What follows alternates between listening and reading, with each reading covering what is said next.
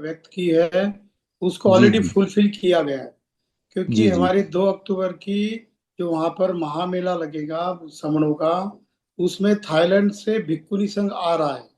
Thailand की 2 भिक्खुनियां और हो सकता है और 4 भी आ जाएगी हमारे साथ है। हमारी रिक्वेस्ट के बाद उन्होंने हाँ भर दिए। उन्होंने कहा कि हाँ, हम भी भले ही थाईलैंड से हो लेकिन आपकी जो जो महामेला है उसमें शामिल होंगे। और दूसरी बात है कि आसाम के भी 5 भिक्खु हमारी यहाँ पे शामिल होंगे। मतलब कि इंटरनेशनल लेवल का होगा। फॉरेन के भिक्खु भिक्खुनियां भी हमारे साथ आएंगी। दूसरा मैं जी आपको बताता हूँ कि गवर्नमेंट की एजेंसीज होती है, खासकर बुद्धिस्ट कंट्री की। सभी जी जी कंट्रियों के प्रतिनिधि, जो मेन प्रोग्राम होता है दिल्ली में दीक्षा भूमि में, वो शाम को 5 बजे रहता है। विजय, ये धम्मचक्र प्रवर्तन के दिन। तो उस दिन लगभग 10-12 देशों के या तो एम्बेसिडर्स या फिर कोई गवर्नमेंट रिप्रेजेंटेटिव या कोई पॉलिटिकल फिगर्स वहां पर आती ही है सर। तो इसमें जी होगा। और दूसरी बात यह है कि समन संघ ने जो इस साल जो नया ये शुरू किया है कारवा, तो जी उसमें थाईलैंड की भिक्खुनिया तो आ रही है। अमरावती में वो अभी वर्षावास कर रही है। आज ही हमारी उनके साथ मीटिंग हो गई। उन्होंने कहा, और एक पूरी बस भर के हम लोग अमरावती से आ रहे हैं। दूसरा ऐसा है कि आज जो है कठिन पवजदा दिन है। मतलब जो कठिन चिवरदान जो होता है ना, संघ हाँ को हाँ चिवरदान देना होता है, उसका भी दिन आज है। तो जी भिक्खुनियों को आज हमने चिवरदान, उनके पास चिवर बहुत सारे थे, तो हम 3 उपासकों ने अमरावती के, हमने कहा कि सारी भिक्खुनी संघ और कुछ उपासिका, कुछ विपस्सी हमारी बहनें, उनके लिए हम्म हमने अमरावती के 4-5 लोगों ने एक बस, पूरी 45 लोगों की बस हमने डोनेट किया उसके लिए। हम 3-4 लोग मिला के डोनेट करेंगे, उससे वो बस भर के लेके आएंगे। तो हमने कहा जी कि यही हमारा संगदान रहेगा आज। तो ये आपकी इच्छा भी पूरी हो गई सर। इंटरनेशनल लेवल के लोग भी हमारे महामेले में शामिल होंगे सर। जी सर। बहुत बहुत अच्छा सर, साधु साधु।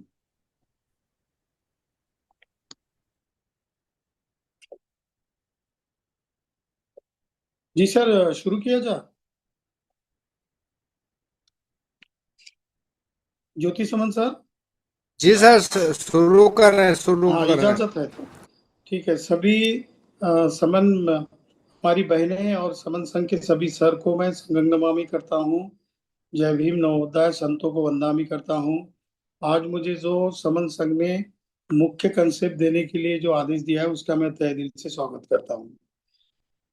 आज हम लोग जो बात करेंगे वो मुख्य बात यही है कि हमारा 3 दिन का जो नेशनल लेवल का महामेला, संगीति और बहुत सारे कल्चरल इवेंट भी वहाँ पर जो लगेंगे, चीचो जो शांतिवन छिचोली में, और दीक्षा दीक्षा भूमि के ऊपर भी।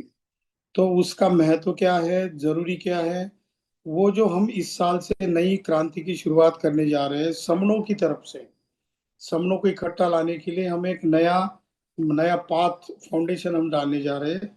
उसके सामने कौन सी चैलेंजेस है और उसका स्वरूप क्या होगा और उससे क्या बेनिफिट हमको मिलेंगे, इसके ऊपर मैं संक्षिप्त में बात रखूंगा। तो बात ऐसी है कि अब हम सभी जानते हैं कि आप कुछ लोग 27 तारीख को आ रहे हैं सितंबर के, कुछ लोग 28 को आएंगे। जो लोग मैनेजमेंट का काम करने वाले हैं, वहाँ का पूरा संगीति का जो आयोजन है उसके संदर्भ में निर्णय लेने के लिए, काम करने के लिए जो आ रहे हैं। और फिर आप 29 और 30 तारीख को और 1 तारीख को, और कुछ लोग 2 तारीख को, तो ऐसे लगभग 1,500 से 2,000 लोग, एक लगभग 1,000 लोग तो उनका पूरा रिजर्वेशन वगैरह सारा कुछ हो गया है। और वक्त पे 2 तारीख को, 2 अक्टूबर को लगभग पूरे महाराष्ट्र से 3 से 3,500 लोग आ रहे हैं। उसका नियोजन भी हमने अलग अलग सिटियों के लेवल पे किया है। तो ये हमारे सामने चैलेंजेस क्या है और हमको कौन सी संधि अपॉर्चुनिटी अवेलेबल है, इसके बारे में बताता हूँ। आप सभी जानते हैं कि आधुनिक जो डेमोक्रेसी है उसकी शुरुआत, ये ऑफिशियल डेमोक्रेसी की बात, अन्यथा अगर महासमंद बाबा साहब की भाषा में कहोगे तो उन्होंने जो हमारा समनों का जो क्रांतिकारी पीरियड था, जो महासमंद तथागत बुद्ध से लेकर तो 11वीं शताब्दी तक, ये लगभग 1500-1600 साल के काल को बाबा साहब ने इस देश का सबसे समृद्ध काल कहा है। इसीलिए उन्होंने सही डेमोक्रेसी का पीरियड जो है वही कहा है। और बहुत सारे वेस्टर्न थिंकर्स का भी कहना है कि दुनिया में सबसे ज्यादा शांति अगर कहाँ इस्टेब्लिश थी, तो समणों ने जब अपनी व्यवस्था स्थापित की थी यहाँ पर, लगभग सम्राट अशोक के काल से 18 यूनिवर्सिटियां इस्टेब्लिश हो गई थी, और हर्षवर्धन के काल तक उसकी संख्या 42 हुई थी, ऐसा इतिहास बताया जाता है। और 84 जो स्तूप बनाए थे, जिसको पाली में थूप कहते हैं, उसका एक वर्णन भी आता है सम्राट अशोक के काल के ऐतिहासिक डॉक्यूमेंट्स में। वो कहते हैं कि लंका जम्बूदीपे तिदस पूर्वरे नागलोके च थूपे। थूपे यानी स्तूप। नागलोक जो हमारे पूर्वज थे, नाग लोगों ने ये सारी समनों की संस्कृति स्टेब्लिश करने के लिए अपनी जी जान लगाई थी। नागलोके च थूपे सभ्य बुद्धस्स बिंबे सकल दस दिशे केसलोमादि धातु। तो एक प्रतीक जो होते बिंबे यानी प्रतीक थे तथागत बुद्ध के और महासमन के पूर्व पूर्व की जो कल्चर आई थी, उस कल्चर के लिए उन्होंने थूपों का यानी स्तूपों का निर्माण किया। बाद में ऐसा एविडेंस भी मिलता है इतिहास में कि केवल ये स्तूप नहीं थे, वहां पे 5 प्रकार की चीजें होती थी। एक विहार होता था, विहार के बगल में एक संगाराम होता था, और एक चैत्य होता था, और बोधि वृक्ष होता था। और वहां पर उपासकों के लिए भी रहने के लिए, आज के काल में उसको हॉस्टल कहेंगे या रेसिडेंस कहेंगे, संगाराम कहेंगे, वो भिक्खु भिक्खुनी के लिए, उपासक उपासिका के लिए। वहां पर स्कूल भी हुआ करते थे। तो 84,000 स्तूपों का निर्माण करना, यानी थूपे लंका जम्बूद्वीपे तिदस पूर्वरे नागलोके च थूपे, जो नाग लोगों ने जो पूर्ण जिम्मेदारी ली थी समणों की कल्चर स्टैब्लिश करने की, उन्होंने स्तूपों का निर्माण किया था। और उस स्तूपों के बगल में छोटे छोटे स्कूल भी हुआ करते थे। और ज्यादातर ये बता बता दें आपको कि उनमें से लगभग 7.5 5.5 से 6,000 जो आज के तालुका के प्लेसेस है, आज के भारत में जो स्वतंत्र भारत है, उसके बगल में जो जम्बूद्वीप या महाभारत जिसको कहा जाता है, उसको लगभग अफगानिस्तान तक कहा जाता है। ईरान, इराक, अफगानिस्तान, पाकिस्तान, खोरान, खोतान, नेपाल, बांग्लादेश, ये पाकिस्तान, भारत, कुछ श्रीलंका का भाग, कुछ चाइना का भाग, गोबी डेजर्ट तक, ये इतना सारा लगभग आज के इंडिया से 2.5 गुना बड़ा ये जम्बूद्वीप था, उसको महाभारत कहा जाता था। उसमें 84,000 स्कूल थे। और उसमें से जहां पर बड़े प्लेसेस हम देखते हैं, जैसे कि राज्य की राजधानी है जैसे आज की, क्योंकि पटना से सारा कुछ चलता था। पटना को पत्तन भी कहा जाता, पत्तन यानी बंदर या ट्रेडिंग सेंटर। जैसे पैठन नाम का एक प्लेस है, अभी तो तालुका प्लेस है, संभाजी नगर या औरंगाबाद डिस्ट्रिक्ट में, महाराष्ट्र में। वहां पर हर 26 नवंबर को ये दिन मनाया भी जाता है। तो जहां पर पत्तन कभी भी नाम आता है, तो देख ये जान लेना कि ये हमारे समनों का व्यापारिक केंद्र हुआ करता था। वहां पर शिल्प कलाएं, मूर्ति कलाएं, साइंटिफिक डिस्कवरीज, कॉलेजेस, यूनिवर्सिटियां होती थी व्यापार के साथ साथ। और ये सारा के सारा व्यापार जो है, आज का जो एशिया का लगभग 2/3 पार्ट है, उसके बीच में चलता था। ये सारी समनों की स्टैब्लिशमेंट हुआ करती थी। इतना समृद्ध कल्चर हमारा था उस जमाने में। पर ये नष्ट हुआ कैसे? तो हमने जैसे इकट्ठा होना धीरे धीरे छोड़ दिया, या कुछ बातें आई कि जो बाबा साहब ने रेवोल्यूशन और काउंटर रेवोल्यूशन में बताया है, कि काउंटर रेवोल्यूशन जैसे स्थापित होना शुरू हुआ, तो हम लोग टूट गए कुछ हिस्सों में। और ज्यादातर हम इसीलिए टूटे कि हमारे मतभेद हुआ करते थे। जो 18 स्कूल ऑफ थॉट जो है ना, खासकर समनों के, बुद्धिज्म के, जैनिज्म के, या चारवाक, जितने भी ये हमारे महासमन फिलोसोफर्स है उनके, तो उनमें इस बात पर मतभेद होते थे कि मैं जाकर स्तूप की पूजा करूं या नहीं करूं, मैं जाकर ध्यान करूं या नहीं करूं, मैं विपස්සना करूं या आनापान सती करूं, या विपස්සना मेडिटेशन या कसीना मेडिटेशन करूं। इसमें से भेद होते थे। या फिर वो लोगों के बीच में जब थेरीज पुटअप हुई, जो खासकर समनों की फिलोसॉफी के ऊपर, कुछ लोग अपने अपने सिद्धांतों के ऊपर ही अड़िग रहते थे कि मैं जो कह रहा हूं वही सत्य है। हालांकि महासमंत सिद्धार्थ गौतम बुद्ध का ये सिद्धांत था कि कोई भी व्यक्ति या कोई भी चीज या कोई भी विचार अपने आप में परिपूर्ण नहीं होता, वक्त के चलते वो बदलता जाता है। क्योंकि सभ्य संस्कार अनिच्छाति यदा पर्याय पश्यति, उन्होंने कहा कि ये संस्कार है नित्य बदलते जाते हैं, और ये अनित्य है। सभ्य संस्कार अनिच्छाति, अनित्य है, बदलता रहता है। जो 2000 साल पहले या 1 करोड़ साल पहले जो दुनिया थी, वो आज की दुनिया नहीं है। और आज जिस दुनिया में हम रह रहे हैं, वो भी आने वाले 5-10 लाख साल के बाद नहीं होगी। ये बदलाव ये जिंदगी का या दुनिया का सबसे बड़ा बेसिक नेचर है। तो ऐसे में ही वो कल्चर बदलता गया, लोगों के बीच में वैचारिक मतभेद होते गए। आज भी हमारे बीच में बहुत सारे मतभेद होते हैं, पर उन्होंने ये भी कहा है कि इसके बीच में क्या होता है, तो उस वक्त जमाने के चैलेंजेस क्या है, ये अगर वो सोसाइटी या समाज देख लेता है, उसको जानता है और उसके ऊपर चलने के लिए अपनी स्ट्रेटेजीज बना लेता है, तो वो क्रांति, रेवोल्यूशन का हो या काउंटर रेवोल्यूशन हो, वो फिर उमड़ पड़ती है, निकलती है और वो समृद्ध होती जाती है। तो लगभग 6वीं 7वीं शताब्दी से लेकर 11वीं 13वीं और 14वीं शताब्दी तक हमारा ये बहुत सारा चीजें थी। पर उस दरमियान हमारा डिसइंटीग्रेशन शुरू हुआ समनों का, उस इसीलिए फिर काउंटर रेवोल्यूशन का पीरियड आया। ऐसा ऐसी विचारधारा महासमन बाबा साहब की काफी किताबों में आता है। तो ये सच भी है, इसीलिए सच है क्योंकि रेवोल्यूशन के बाद काउंटर रेवोल्यूशन आती है और काउंटर रेवोल्यूशन के बाद रेवोल्यूशन को आना होता है। वही समय अगर आज हम देख लेते हैं कि आज हम लोग 2 अक्टूबर को दीक्षा भूमि में हम पदक्षिणा कर रहे हैं। पदक्षिणा यानी प्रदक्षिणा, तो इसका भी रेफरेंस मिलता है। उसको धम्म विजय दिन कहते हैं। जो 14 अक्टूबर 1956 में हुआ था, बराबर 2500 साल हुए थे।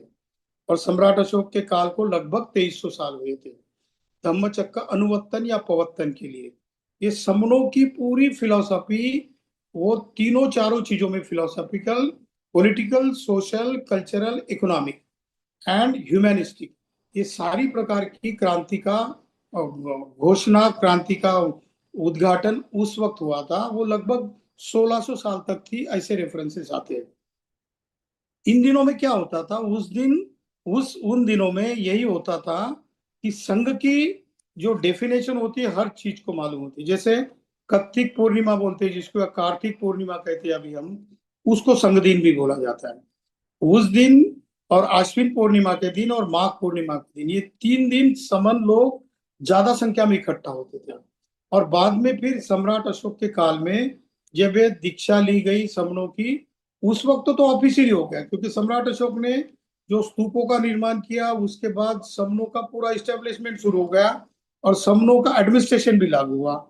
तो उस एडमिनिस्ट्रेशन के चलते यहाँ पर सारा समनों का बोलबाला हुआ करता था। समन जो सोचते थे वही होता था।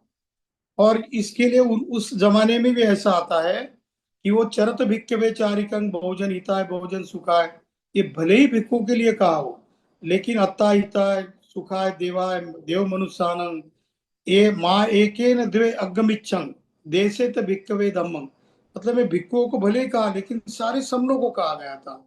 ये उरुवेला में सेना निगमों के धम्म देशना की इसमें रेफरेंस आता है कि आपको क्या करना है। तो कहते हैं कि बहुजनों के हितों और सुखों के लिए, हम यहाँ पर कहेंगे कि समनों के हित और सुखों के लिए ये व्यवस्था बन गई थी। तो उसके लिए उन्होंने प्रचार और प्रसार करने के लिए 4 प्रकार के संघ स्टैब्लिश हुए थे। उसमें से भिक्खु भिक्खुनी, सामने सामनेरी, उपासक उपासिका, 6 प्रकार के संघ थे। तो इसमें जो उपासकों का जो सामाजिक संघ था, उसकी क्या ड्यूटी हुआ करती थी, तो वो कहते हैं कि महाकारुणिक जो महासमंत तथागत थे, उन्होंने जो संघ की डेफिनेशन की थी, उसका बाबा साहब ने अपनी किताब में उल्लेख किया है। वो डेफिनेशन भी बाबा साहब के शब्द में मैं बताता हूँ। बाबा साहब ने अपनी किताब में लिखा है कि व्हाट इज संघा। तो कहते हैं कि संघा is the sample of ideal society, मतलब आदर्श समाज का जो नमूना होता है, आदर्श समाज का जो उदाहरण होता है, वो यानी संघ होता है। तो यही डेफिनेशन आज भी लागू होती है। वो उन्होंने कहा कि संघ जो है, संघ में आने वाले लोग अपना आदर्श निर्माण करते हैं। अगर कोई व्यक्ति संघ में आता हो और आदर्श के ऊपर नहीं चलता हो, जैसे कि हमने अभी 10 गोल्डन रूल बनाए, ये हमारे कार्डिनल रूल है, गोल्डन रूल है, इसके ऊपर जो भी समन संघ का साथी चलने की कोशिश करेगा, वो आइडियल समन संघ का मेंबर होगा, आदर्श समन संघ का मेंबर हो सकता है। वरना कुछ लोग आते हैं, यहाँ पर टकराव होता है, विचारों की छेड़खानी होती है, बहुत सारे वाद विवाद होते हैं, टकराते और निकल जाते हैं, वो आदर्श समाज का, आदर्श संघ का हिस्सा नहीं हो सकता। ये बात रेवोल्यूशन और काउंटर रेवोल्यूशन में आई है। इसलिए संघ जो है, ये आइडियल सोसाइटी का नमूना है। संघ यानी आदर्श समाज का एक नमूना होता है। उसमें उन्होंने आगे लिखा है कि क्या होता है, तो संघ होता है कि संघ अकालिको यानी चिरंतन, चिरंतन स्वरूप का, चिरंतन काल तक वो चला रहेगा। अकालिको, काल का कोई बंधन नहीं होता। उसके बाद वो आगे कहते हैं कि संघ का आधार क्या होता है। संघ तो आप चलाओगे, पर चलेगा कैसा? तो दान का महत्व बहुत है। आज दान का दिन भी है, तो इसीलिए हमने भिक्खुनी संघ थाईलैंड का और इंडिया का जो भिक्खुनी संघ है, इसीलिए हमने आज दान दिया। उन्होंने कहा कि आज दान देने का दिन है। तो उससे क्या होगा? तो कहते हैं कि समनों के संस्कृति में बड़े पैमाने पर जो लोग दान देते हैं वो पुण्य का संचयन करते हैं। कम्म विपाक में पुण्य होता है, और उसका कम्म का विपाक भी होता है, परिणाम भी होता है। आपका चित्त शुद्ध होता है। अगर आपके पास बहुत सारी संपत्ति है, बड़ा घर है, बहुत सारी गाड़ियां है, बहुत सारा पैसा जमा है, असली है, नकली है, लीगल है, इलीगल है, जो भी है, पर अगर वो आप ही के पास बना रहेगा तो वो सड़ सकता है जगह पर। वो ये नॉन यूटिलाइज हो सकता है, या फिर बुरी चीज के लिए अगर आप इस्तेमाल करोगे तो उसका कोई फायदा नहीं है। इसीलिए वो कहते हैं कि आपके पास जितना भी है और आप दे सकते हो, आपकी चित्त की भावना है तो आपने देना है। इसीलिए महासमंत तथागत ने संघ की स्थापना करने के बाद संघ चलाने के लिए पुण्य का और अमाप जो पीक होता है, फसल होती है, उसे लिखा है अनुत्तरंग पुण्य खेतंग लोकसाति। तो संघ का एक कैरेक्टरिस्टिक क्या है, स्वरूप क्या है, गुण क्या है?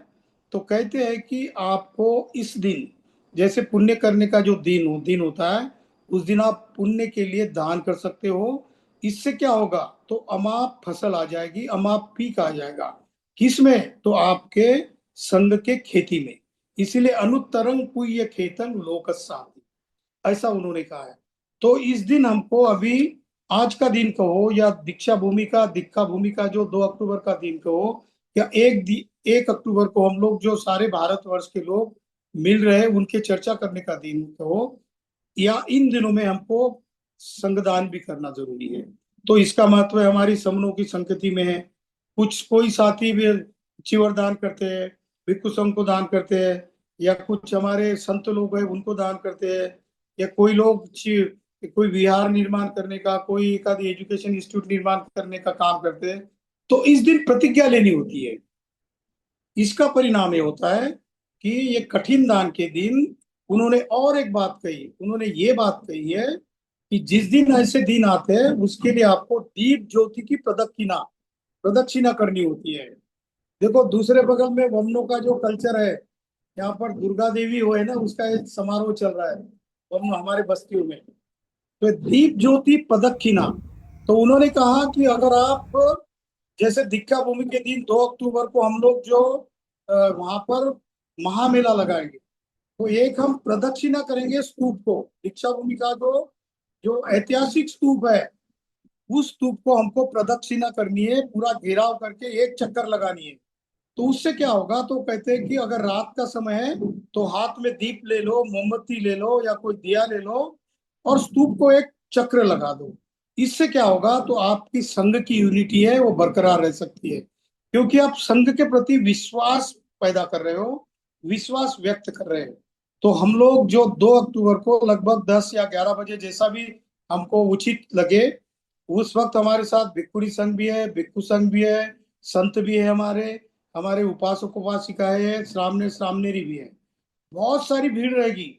अगर हम लोग इस महामेले को अगर सही मायने में, इस रैली को सही मायने में अगर करेंगे, डिसिप्लिन के साथ करेंगे, तो हो सकता है ये 10-15 लाख लोग उनके पॉइंट ऑफ अट्रैक्शन हो जाएंगे। हम वो देखेंगे कि ये क्या चल रहा है, ये कौन सी चीज हो रही है, ये समन लोग क्यों इकट्ठा है, ये क्यों किस लिए ग्रंथ का वितरण कर रहे हैं, ये क्यों पोस्टर्स दे रहे हैं, ये क्यों बैचेस वितरित कर रहे हैं, क्यों स्टिकर दे रहे हैं, क्यों टी शर्ट लोगों को दान कर रहे हैं। ये सारा कुछ नजारा देखने लायक होगा, क्योंकि इसमें आवाज इंडिया टीवी जो हमारे साथ शामिल है, उसका पूरा लाइव प्रदर्शन चलेगा, उसका लाइव टेलीकास्ट रहने वाला है। तो ये लगभग 50 लाख लोग हमारा लाइव देखने वाले हैं। तो समन संघ को ये बहुत बड़ा मौका है। अब ये मौका है तो इसका बेनिफिट क्या होगा? बेनिफिट और ये चिरस्थायी इसीलिए रहेगा क्योंकि संगम शरणम की जो जो कल्चर है ये फिर दुनिया के सामने जाएगी, और इसका दृढ़ संकल्प होगा। उस दृढ़ संकल्प के लिए क्या कहते हैं? तो 10 पारामिताओं में 8वें नंबर की जो पारामिता है वो पारमिता कही जाती है अधिष्ठान की। अधिष्ठान की पारमिता में ऐसे कहते हैं कि वो तथागत ने भी कहा महासमन ने, आओ 10 पारमिताओं को समझे।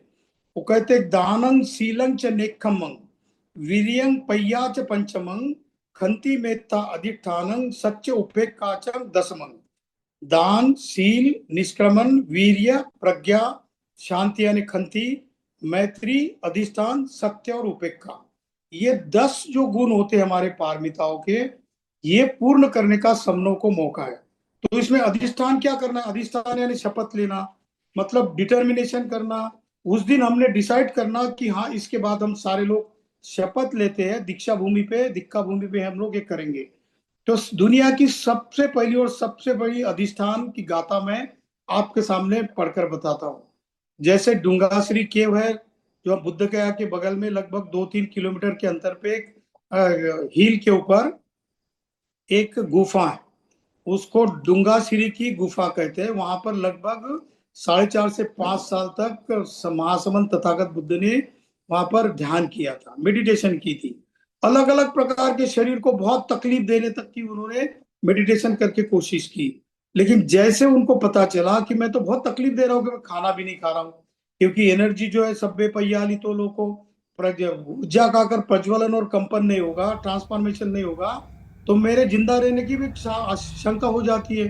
तो इसीलिए वो डुंगाश्री पर्वत से नीचे आए और निरंजना नदी में नहा रहे थे। तो नहाते नहाते देखा कि शरीर इतना, मतलब इतना वीक हुआ था कि वो खड़े भी नहीं रह सके। तो नहाते नहाते वो पानी में गिर चुके।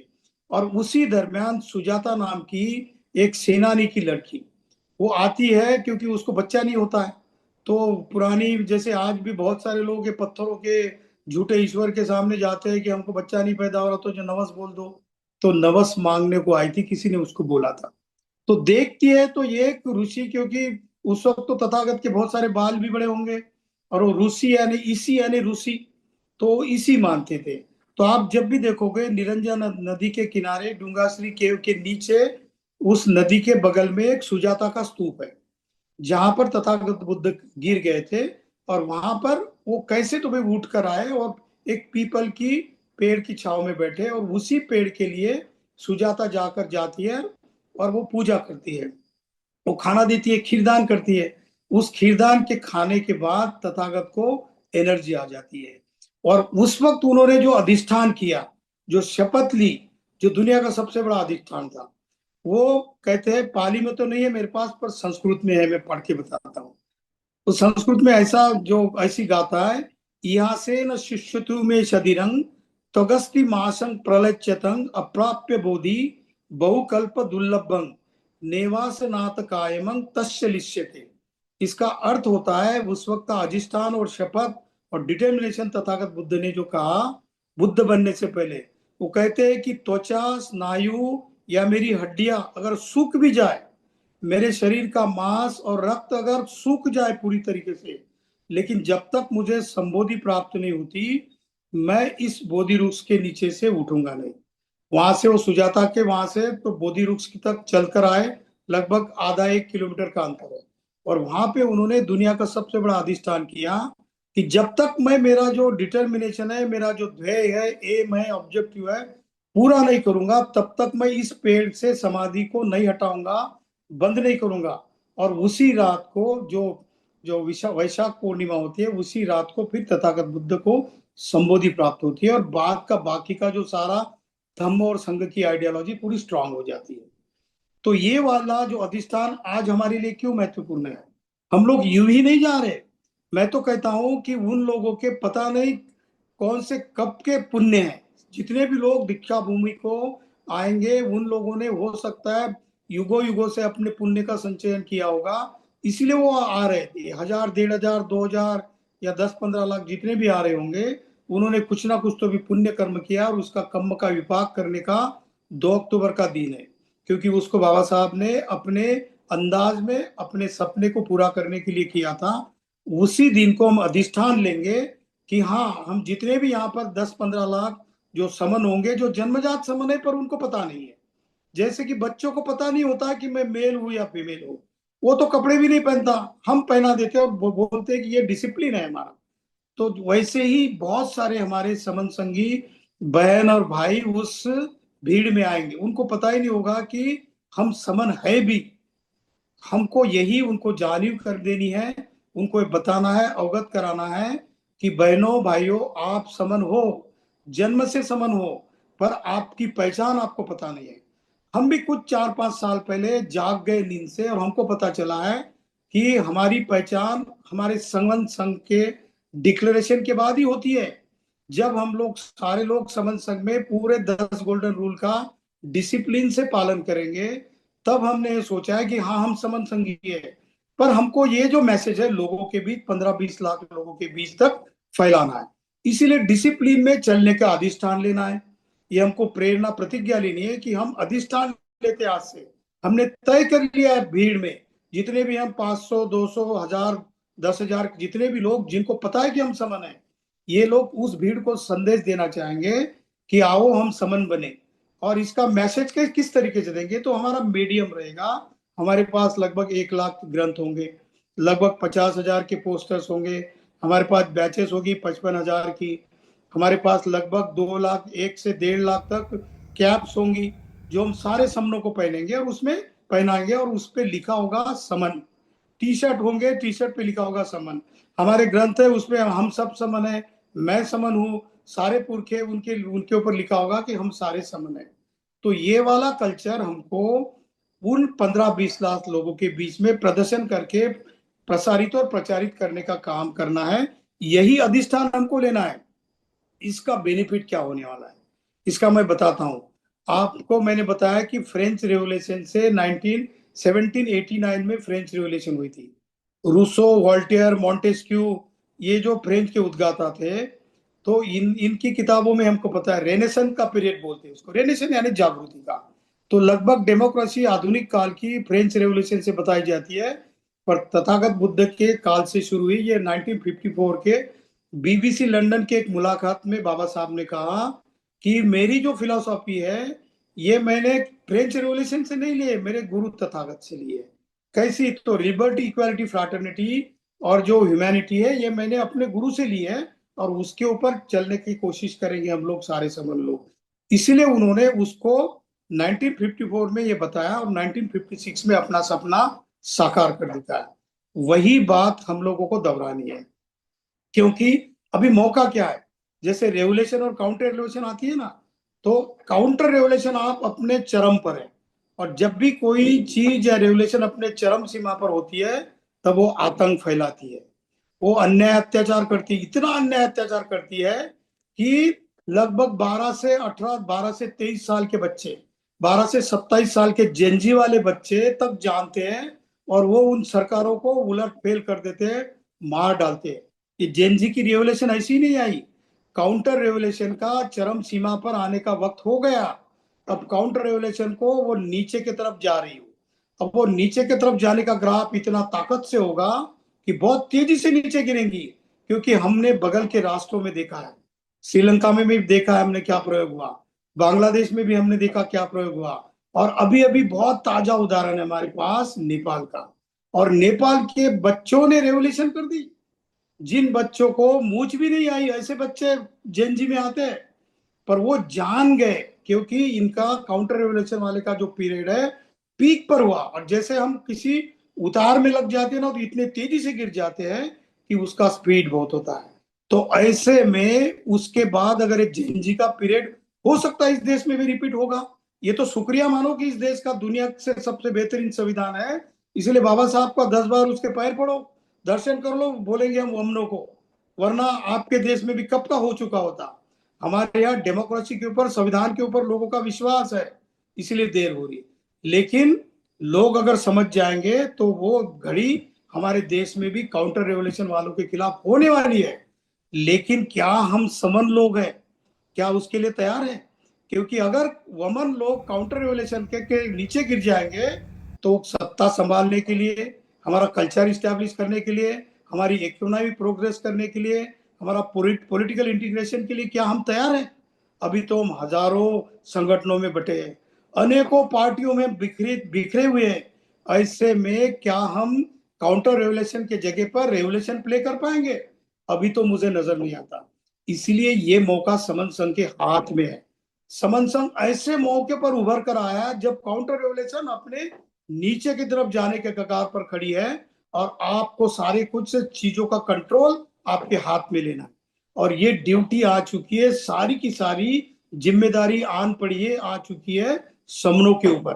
क्योंकि समनों की जितनी भी पॉलिटिकल पार्टी है तो जानती नहीं है, जानकर भी इम्प्लीमेंट करने के लिए सोचती नहीं है। वो तो वमनों के पार्टियों के साथ ही समझौता करने के लिए तैयार है। वो कभी ये नहीं सोचेंगे कि सारे समनों की पार्टी इकट्ठा आ जाए, SC ST OBC की, वो ये नहीं सोचेंगे।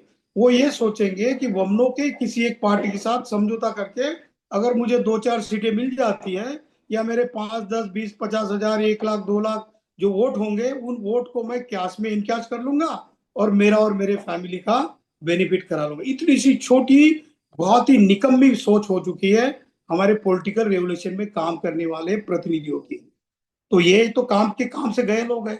अब रही बात संगठनों की, संगठन वालों को पूछ के देखो तो कहते हैं कि मेरे नेतृत्व में सारा कुछ करेंगे। तो इकट्ठा आने को वो भी तैयार नहीं है। इकोनॉमिक रेवोल्यूशन तो तब तक नहीं हो सकती, क्योंकि जो फंडामेंटल राइट्स और directive principle of state policy, जब तक सरकार के ऊपर प्रेशर नहीं आता तब तक तो इसके ऊपर वो काम नहीं करेगी। वो जस्टिस नहीं डिलीवरी देंगे आपको। क्योंकि 1919 की केस में अंग्रेजों ने कहा है कि वमन लोग they are not suitable to deliver the justice, वो न्याय देने के पात्र नहीं है। फिर भी वो वहां पर बने हुए हैं। क्यों? क्योंकि समन लोग संगठित नहीं है, इसीलिए कोई प्रेशर नहीं है। तो आज की घड़ी में हमारे सामने वास्तव क्या है? वर्तमान में हमारे सामने वमन की डाउनफॉल होने की बारी है।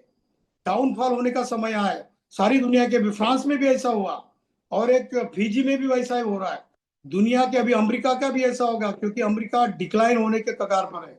अमेरिका ने बहुत सारे टैरिफ लगा दिए हैं, और ज्यादातर वमन लोगों के लिए ये ज्यादा खतरनाक अमेरिका में इसलिए है क्योंकि प्रेसिडेंट डोनाल्ड ट्रंप का जो एडवाइजर है, वो पूर्ण तरीके से वमनों की फिलोसॉफी को जानता है और वो एडवाइस करता है। जो आपने कल का परसों का जो डिसीजन लिया होगा, देखा होगा आपको, H1B वीजा के लिए 88 लाख रुपए भरने पड़ेंगे। वो तो शुक्र मानो कि उन्होंने बोला कि जो स्थायी हो चुके उनके लिए नहीं है। नए लोग आएंगे, अगर उसको H1B वीजा अगर चाहिए तो 88 लाख रुपए कहां से लाएंगे? भले ही वहां पर 30-40 लाख 50 लाख का पेमेंट होता होगा, पर 2-3 साल तो आपको H1B वीजा के लिए लगेंगे। इसका मतलब है वमनों के खिलाफ सारा का सारा दुनिया का वातावरण पैदा हो गया है। ऐसे में हम कब जानेंगे कि हमारे लिए सोने का समय, हमारे लिए स्वर्ण संधि, गोल्डन पीरियड आ गया है। ऐसे में अगर जब तक हम इकट्ठा नहीं होंगे, जागरूक नहीं होंगे, हम लोग सम्मा सती भी नहीं आएंगे। बुद्ध ने कहा कि आतापि संपजानो सतीमा, इतनी मेहनत करो, इतना तप करो कि आपको इकट्ठा आने के लिए आपकी प्रज्ञा को विकसित करना पड़ेगा, और सचेत रहकर, सतीमा यानी जागरूक होकर। तो हमारा समय आज समनों के पास ये है कि दीक्षा भूमि से हम सारे समनों को ये संदेश देंगे कि हाँ, ये हो सकता है, हम इकट्ठा आ सकते हैं। हाँ, हम लोग एक दूसरे के ऊपर विश्वास रखने की काबिलियत रखते हैं। इसका उदाहरण, चलता फिरता उदाहरण है। देखो, 10,000 5,000 समन एक ही लाइन में, एक ही सोच लेकर, एक ही जैसा पहनावा लेकर और एक ही जैसा डिसिप्लिन में चलकर ये सारे समनों के सामने आदर्श बने हुए हैं। और वो लोग ये कह रहे हैं कि आइडियल सोसाइटी का निर्माण करने जा रहे हैं। बाबा साहब ने कहा कि संघ यानी क्या? आदर्श समाज का नमूना। द संघा is the sample of ideal society. तो आइडियल सोसाइटी संघ से निर्माण होगी, और ये समन लोग ही करेंगे। मैं तो ये कहता हूं कि इसका ठेका सिर्फ समन संघ में लिया, ऐसा भी कह सकते हैं हम, क्योंकि इस राह पर कोई और नहीं चल रहा। समन संघ के अलावा आप दूर दूर तक देखो, दूर दूर तक सारी दुनिया में नजर डालकर देखो, आपको इस तरीके का यूनिफिकेशन कहीं भी नजर नहीं आएगा। यही तो मेरे बहुत सारे दोस्त बोलते हैं, खासकर ज्यादातर IAS ऑफिसर लोग बोलते हैं, वो सरप्राइज में पड़े हैं। वो तो हमको मतलब डाउन करने की बहुत कोशिश करते हैं, लेकिन एक चीज में हमारे पीछे भी तारीफ करते हैं कि ऐसे कैसे हो रहा है। 5 मई 2021 से लेकर लगभग 1503-4 दिन तक हमारा इकट्ठा होना, लगातार मीटिंगों का करना, लगातार समितियों का लगना, पोर्टल का निरंतर चलना, अलग अलग कमिटियों की बिल्कुल बहुत ही पिन पॉइंटेड, बहुत ही डिसिप्लिन के साथ, और छोटे छोटे माइक्रो लेवल पर मीटिंगें होना, और अलग अलग चीज पर सारे समन संघियों ने डिसिप्लिन के साथ ये शपथ लेना, अधिष्ठान लेना कि हाँ, हम लोग चिचोली में या शांतिवन चिचोली या दीक्षा भूमि में पूर्ण तरीके से डिसिप्लिन पे आएंगे। ऐसा हमारी बहनों ने जो उस उपट्टा आके उन्होंने कहा, हम सब ने उसको हामी भी भर दी है। क्या ना तो कचरा करेंगे, ना तो कोई डिसिप्लिन का मतलब उल्लंघन करेंगे। इतनी डिसिप्लिन निर्माण करके हमारे सामने जो गोल्डन अपॉर्चुनिटी आई है उसको पूर्ण करने का बहुत बड़ा मौका, सुनहरा मौका समन संघ के पास है। हमको करना क्या होगा? तो हमको एक करना होगा, 10 गोल्डन रूल का कड़ाई से पालन करना है। भले ही मेरे किसी के साथ बातों में कुछ हो चुका हो, भले ही मैंने किसी को भला बुरा कहा हो, भले ही मेरी किसी के साथ डिबेट हो चुकी हो, पर एक बात पे बिल्कुल अड़िग रहना कि किसी भी हालत में मेरे अंतिम सांस तक मैं समन संघ को छोड़कर नहीं जाऊंगी, नहीं जाऊंगा। क्योंकि मेरा अंतिम सांस अगर समन संघ में जाता है तो तथागत ने कहा कि इंसान को उसकी पूर्ण पारमिता, पुण्य की पारमिता पूर्ण करने का सबसे बड़ा क्षण क्या होता है? तो तथागत महासमन कहते हैं कि जब कोई व्यक्ति मृत्यु की अंतिम घंटे को गिन रहा होता है, मृत्यु के अंतिम क्षण देख रहा है, तो उस वक्त अगर उसका चित्त शांत नहीं हो, उसका चित्त डरा हुआ है, बहुत डरता हो, बहुत आवाज करता हो, बहुत रोता हो, तो समझ लेना कि वो दुख में है। उसके मन ने उसने उसने जिंदगी में जो कमाया उसको बेनिफिट उसका नहीं मिल रहा।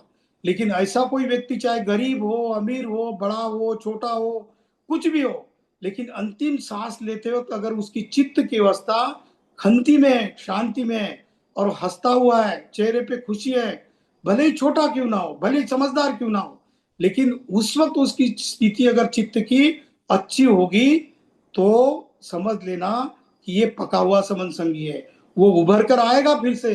क्योंकि हम लोग, जो साइंस भी कहता है कि हम लोग ये चार चार धातु है, पृथ्वी, आप, तेज, वायु, ये फिर से उभर कर आते हैं। हमारी जो प्रोटीन्स, विटामिन, मिनरल्स, कार्बोहाइड्रेट, ये सारी चीजें फिर से उभर कर आती है। क्योंकि एनर्जी का ट्रांसफॉर्मेशन होता है, एनर्जी ना तो खत्म होती है ना ही निर्माण होती है, वो एक फॉर्म से दूसरे फॉर्म में ट्रांसफॉर्म होती है। और थर्मोडायनामिक्स का तीसरा रूल है। तो ये नैसर्गिक चीज भी समन जानते हैं। समनों के जो महासमन गुरु है, इन्होंने भी सारा कुछ हमारे सामने रखा है। बस बात एक ही है, उसके ऊपर अमल करने की अगर अधिष्ठान कर लिए हो, अगर मन में ऐसा तय कर लिया हो कि कुछ भी हो जाए, जिंदगी इधर की उधर हो जाए, दुनिया इधर से उधर पलट जाए, या पृथ्वी के ऊपर कोई एक आधा कॉमेट या धूमकेतु आकर गिर भी जाए, पर मैं अधिष्ठान लेता हूं कि मैं समनों के साथ अंतिम सांस तक रहूंगा। ये वाली शपथ आज हमको लेनी है। अगर हम इसके ऊपर जब कायम रहेंगे तो दुनिया की कोई भी ताकत समन संघ को दुनिया बदलने के लिए रोक नहीं सकती। क्योंकि बाबा साहब महासमन ने कहा है कि दुनिया की पुनर्रचना आपको करनी, रिकंस्ट्रक्शन ऑफ वर्ल्ड है। वर्ल्ड केवल भारत को नहीं, तो सारी दुनिया को रिकंस्ट्रक्ट करने की क्षमता सिर्फ समनों में है। बस समनों ने अपना धागा दूसरे के धागे में बुनना है।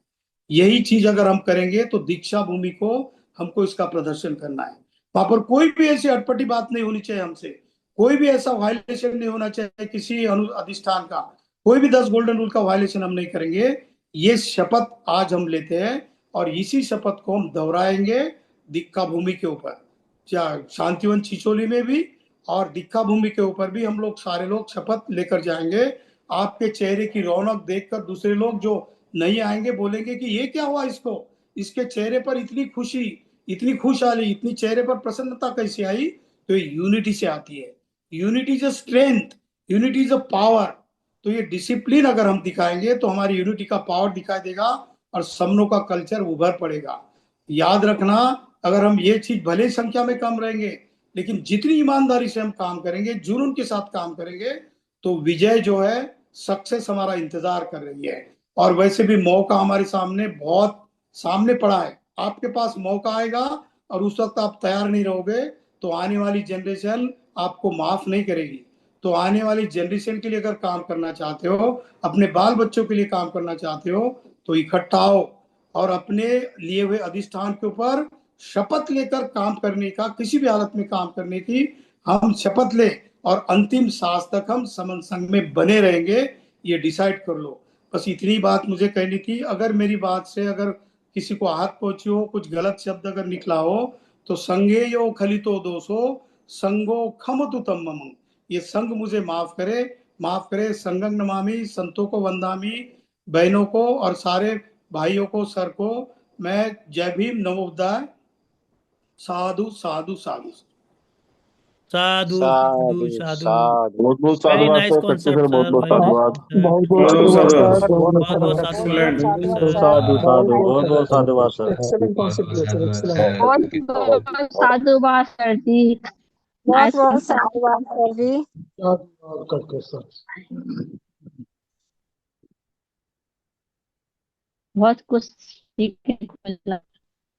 हाँ, बहुत बहुत साधुवाद सर, एक्सीलेंट कंसेप्ट, अच्छी जानकारी। खटके सर, बहुत बहुत साधुवाद।